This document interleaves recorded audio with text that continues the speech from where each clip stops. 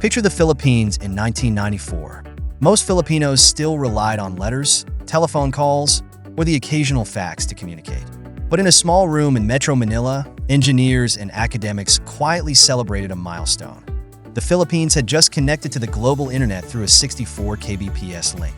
This was the country's first real glimpse of the World Wide Web, an early spark that would eventually set off a digital revolution. Back then, personal computers were bulky and rare. Only select government offices and a few universities had access to this pioneering technology.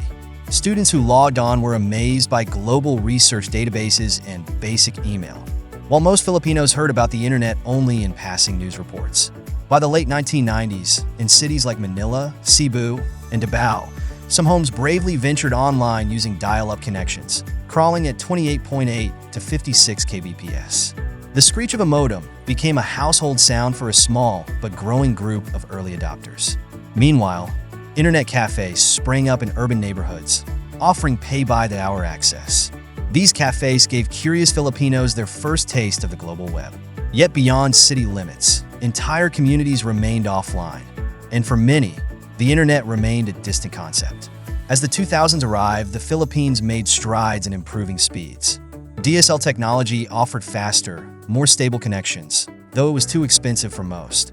Still, it showed that broadband could be more than just a buzzword, allowing some households to stream low-resolution video and download files without tying up the phone line.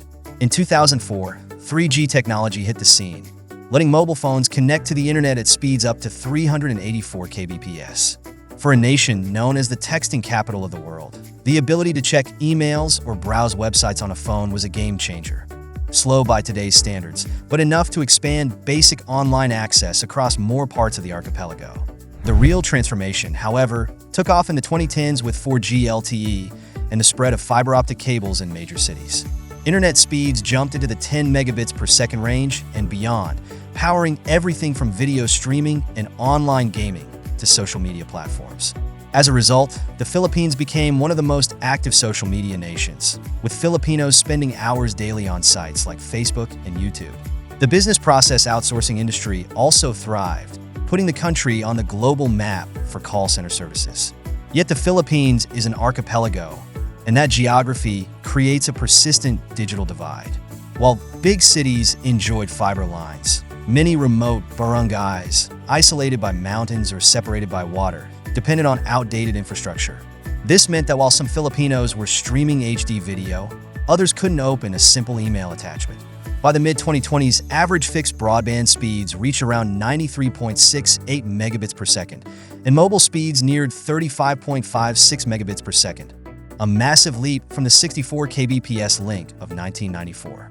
Still, this progress lagged behind neighbors like Singapore and Thailand, where speeds surpassed 200 megabits per second. High costs also remained a barrier, with the Philippine average cost per megabit around 0.77 pesos, compared to Thailand's 0.10 pesos. In February 2023, Starlink marked a turning point.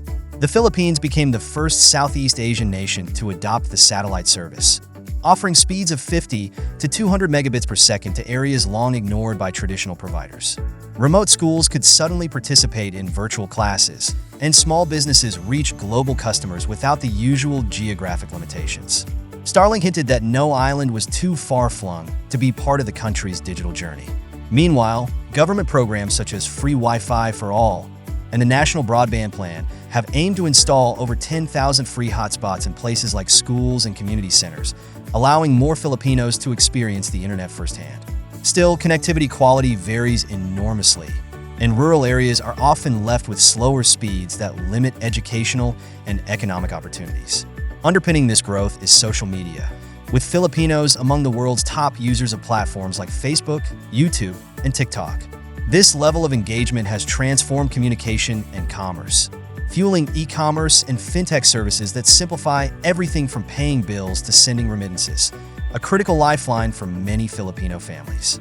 Looking to the future, 5G technology is starting to emerge in metropolitan areas, offering theoretical speeds of up to 10 gigabits per second. That kind of bandwidth could revolutionize remote learning, telemedicine, and digital entrepreneurship. But rolling out 5G nationwide remains a complex task, requiring new infrastructure investments across thousands of islands. Despite these advances, challenges persist. Internet costs remain high relative to incomes, and reliability can suffer in the face of natural disasters or outdated infrastructure. Digital literacy efforts must reach all age groups, ensuring that access to a device and an internet connection translates into meaningful online participation. All these elements, speeds, costs, infrastructure, literacy, shape the Philippines' digital future. Policymakers, private companies, and grassroots efforts all have roles to play in bridging gaps and fostering a more inclusive digital landscape.